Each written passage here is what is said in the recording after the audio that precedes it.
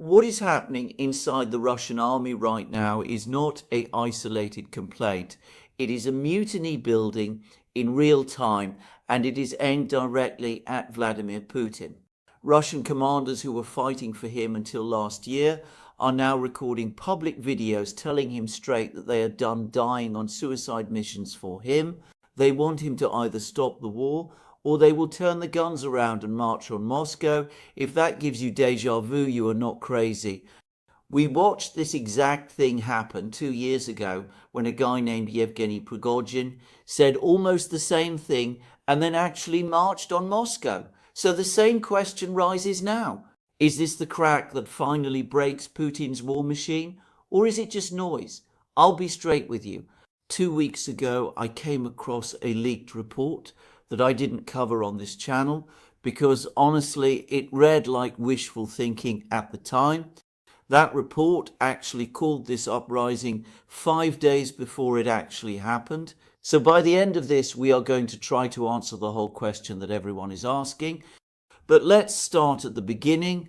Take a listen to this clip that a Russian commander published just a few days ago, June 25th, 2026. Today, a representative of the Servants of the People came by. Yesterday, I met with representatives of high-ranking officials from the Ministry of Defense and security agencies, and they delivered a message to Vladimir Putin that if he does not grant me an audience on live television where I will tell the whole truth about what is happening in our country right now. At the moment, dozens, hundreds, thousands of our soldiers are sitting in dungeons, punished by their commanders. They are sitting there rotting, being subjected to torture and violence by the so-called Gestapo. They are there because they refuse to carry out stupid suicidal orders. They are there because they refuse to hand over their financial assets, and in the end they are eliminated, declared missing. Vladimir, please take note of this. Invite me for a meeting. The consequences could be very serious. If in the near future I do not come to the Kremlin and speak live on air next to you, the army will turn its weapons against the Kremlin. I am only passing on the message. That is all. Now, you tell me, does that not sound like Prigozhin? He said the exact same thing, and then he led a column of armed men 1,500 kilometers toward Moscow. 2 months after he ended his coup, he was dead. So in this video, I want to walk you through what is actually happening inside the Russian military right now, why a leaked report from 2 weeks ago predicted this mutiny, and what is the Kremlin's response. And then we'll look at what exactly happens to the Russian officer who recorded that video. His name is Alexander Lunin. He is actually a former Russian officer who until last year personally commanded a volunteer battalion that was fighting on behalf of Putin inside Ukraine. He has men who followed him, who served under him, and likely still respect him. And that is important because, as he said in a later interview, this video that he made public was much more than just a personal complaint. In an interview with a Russian media outlet after the video went viral, Lunin claimed that senior Russian defense officials actually came to him physically before he filmed this video, and they came to ask him for help. They came to ask him to film this video because they wanted him to be the public face of an appeal that they could not make themselves. Defense officials said that they were fed up with how this war was being run, with the meat grinder tactics of the front lines, and with the lack of supplies that the frontline soldiers were receiving.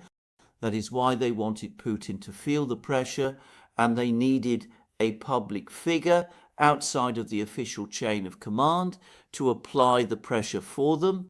The video was originally posted on Instagram, then re-uploaded across Telegram channels and other social media platforms where Russians actually get their news. The original video alone has more than 10 million views and over 500,000 likes. Reposts probably pushed the total exposure to maybe 50 million people, and that is insane. Now, of course, this does mean that the Kremlin was forced to respond to it. The story just got so big they couldn't just ignore it, and questions were being asked. So the Kremlin did actually respond to this But before we get to the response, I do want to show you that this video is having cascading effects. It is having an after effect. Other people are now speaking out in support of this guy. Take a look at this clip where multiple Russian soldiers who are part of a battalion are now supporting this appeal posted by Alexander, and they are doing so publicly too. Compatriots, we Russian soldiers stand in support of Alexander Lunin and strictly declare that this fire can no longer be extinguished. We demand a direct line between Alexander and Putin, and we demand the truth. Otherwise, we will turn our weapons against those who harm our own soldiers. All the best. So this is clearly growing. And before we get into the Kremlin's response, I do want to show you that report that I was mentioning at the start of the video. A report that came out roughly 2 weeks ago pointing at something like this. But unfortunately, I decided that we should not be covering that on this channel, because to me at that point it seemed like it was just wishful thinking. But here is that report. The General Staff of Russia is on the brink. Russia's military leadership is reportedly nearing open revolt over the Kremlin's decision to divert fuel from the front lines to Moscow. Senior officials are said to have little sympathy for the capital, which after strikes on the oil refinery now fears fuel shortages, long lines at the gas stations and public panic. According to these reports, the General Staff believes Moscow is once again being protected at the expense of the troops. The capital needs gasoline to maintain an appearance of normality, while the military needs diesel for armoured vehicles, ammunition deliveries and recovery of damaged equipment. Several department chiefs have reportedly told Gerasimov directly that no serious offensive operations are possible without adequate fuel supplies. Now, this is where it is important to remember the famous quote from General Pershing, "Infantry wins battles, but logistics wins wars." Well, I am guessing Russian generals know about that quote, and that is why they are speaking to the main guy. This is the head of the Russian military, and I am guessing some of those generals probably went to the first guy because he himself said that he made that appeal after people from the Defense Department came to him and showed him all the proof. And we will talk about what this proof is later in the video. But first, let us finish out this report. If tanks, infantry fighting vehicles and aircraft are forced to conserve fuel for the sake of Moscow, assault operations may once again fall primarily on infantry units, resulting in significantly higher casualties. As a result, tensions between the government and the General Staff are reportedly growing and could become increasingly difficult to contain. And guess what? This report came out a while ago, and we are seeing it happen in the public eye right now. Now let us talk about the Kremlin's response, because they actually had two different responses. First response was a public response that everyone can hear, but there was a second response behind the scenes that the Kremlin didn't really talk about, but we can see from reports coming out from people who support this guy. So let us go through both responses, starting of course with the public one. Take a listen to the public response from Kremlin spokesperson Dmitry Peskov when he was asked about this clip, and here is how he responded. "You were told that there is such an appeal, but we haven't had a chance to read it yet, so I wouldn't say anything, but judging by your words, there are some rather strange formulations. We need to read it first." Now, this seems very professional. He was calm. He basically said, "Hey, we don't know what this is about. I will look into it and then we will respond." But unfortunately, behind the scenes, calmness wasn't there. Before we look at that response, though, I do want to quickly detour through how the Kremlin handled the last man who made an appeal like this, Yevgeny Prigozhin. So let us quickly go through some memes that basically recap what happened. And now you guys know the rule with this section. Hit the subscribe button down below if you enjoy any of these memes. Let us start. First meme is actually a pretty fake WikiHow article, which basically says 15 tips to negotiate a great salary. First one, threaten a coup by driving 1,500 kilometers to your boss's office with thousands of troops and vehicles, not to forget tanks and all that other kind of stuff. Unfortunately, it did not work out well for Prigozhin, but not a bad idea if you guys need a raise. Let us go to the second meme. Here we have 2 months after that coup, Prigozhin just flying around in his private helicopter over Russia when he sees something coming towards his jet. That also did not work out well for Prigozhin. And then the last meme is definitely my favorite one. We have Putin looking at the footage of who exactly killed Prigozhin and then finding out it is actually himself. Now let me know in the comments which one is your favorite, and let us shift our focus back to the serious stuff. Let us look at how the Kremlin is responding to this whole fiasco behind the scenes. Reports have appeared that Lunin has been detained for 11 days and his home was searched by Russian authorities. Then we also had Lunin himself put out a secondary video where he is basically saying that, hey, he is not rebelling against the country. He is basically saying that the army needs to be treated better, and he is just raising that issue with the Commander-in-Chief Vladimir Putin. He does not want to cause any kind of rebellion. I think you can probably imagine what happened behind the scenes for him to put out this video just a few days after his original video. I am guessing that he got a stern warning from the Kremlin that, hey, gravity is a very dangerous thing in Russia, especially if you are speaking out against Putin. So he definitely changed his mind. Now, unfortunately, though, this is not the only problem Putin is facing. Now that the Russian army is actually having recruitment problems, Putin has turned to forceful mobilization, where the draft orders are just being given out to Russians, and then police officers are showing up at their house and basically arresting them and sending them to the front lines. Well, guess what? In some villages, people, especially family members of these soldiers who have been drafted, they are not very happy and thus creating a big problem. Take a look at the clip on your screen. As the Russian government ramps up its brutal program of forced mobilization, the wives and mothers of men that were disappeared from the streets of Penza, which is a region in Russia, and held for days until agreeing to sign contracts, attempt to stop the buses carrying them off to a military facility. And as if this was not bad enough, we also have the United States putting more pressure on Russia. Now, as some of you guys already know, because of the Iran war and the oil prices shooting up like crazy, there were some sanctions relief exemptions that were signed to basically let the countries or let the world buy Russian oil so they can continue getting the supply they need. This was a very, very good news for Putin because prices were high and Russia was one of the few countries that had excess supply that it could sell to whichever country wanted to buy. So Putin profited a lot from that, probably tens of billions of dollars. And this is exactly why we are now seeing language coming out of Russia that is changing. We had Foreign Minister Sergei Lavrov just recently say that, hey, Russia is open to negotiations, but it is the United States that is not holding up its end of the bargain. Lavrov is saying that US agreed to something in Alaska when Putin and Trump met. US is not really fulfilling that part of the agreement. Take a listen. We are ready to resume them at any time from the exact point where they stopped. Apparently last year someone told the Ukrainians again, no need for any steps to extend the dialogue, let us just fight. So now they are fighting, but I will say once again that every time the president speaks on the Ukrainian issue, he emphasizes that we unequivocally prefer a political and diplomatic settlement. This settlement existed.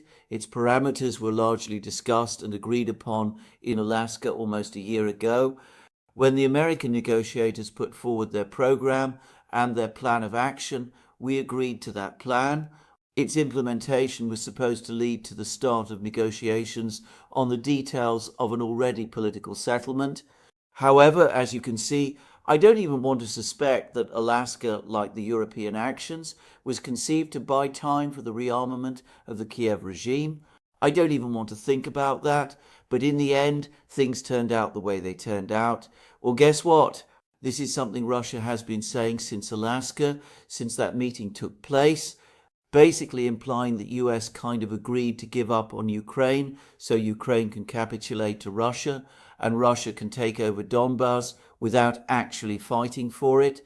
That is what the Russian side has been implying all this time, saying, hey, US told us that we deserve Donbass, but they are not really delivering on that promise, when in reality there was no such agreement in place.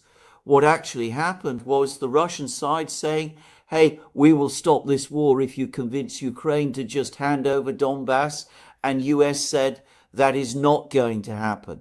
And that is not just me saying it. We had Secretary of State Marco Rubio confirmed that just yesterday, and he was in the room. I was not in the room. I was nowhere close to Alaska. But Rubio confirming exactly what I am saying. Take a listen. Russia is accusing the US of failing to deliver on quote-unquote missed agreements, that understanding that we had in Alaska. Keith, there was no agreement in Alaska. There was a proposal in Alaska, but there was no agreement in Alaska. If there had been an agreement, we would have had an end of the war. Now, for our last segment, we again have a clip from our exclusive video that we are publishing for members. Here we have former Navy SEAL Chuck Farah breaking down a footage that is coming from the front lines in Ukraine. Take a listen. It is extremely educational for me, so hopefully you guys enjoy it too. Take a look.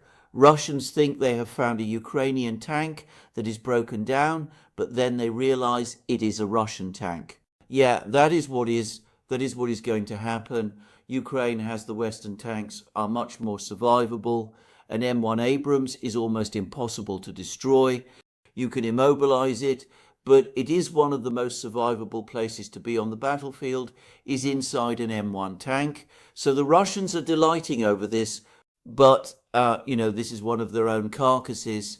And again, what the Ukrainians will do, they will get a mobility kill on this vehicle, but they will always come back and make sure that it can never be recovered, repaired. They will keep hitting it till it looks like this.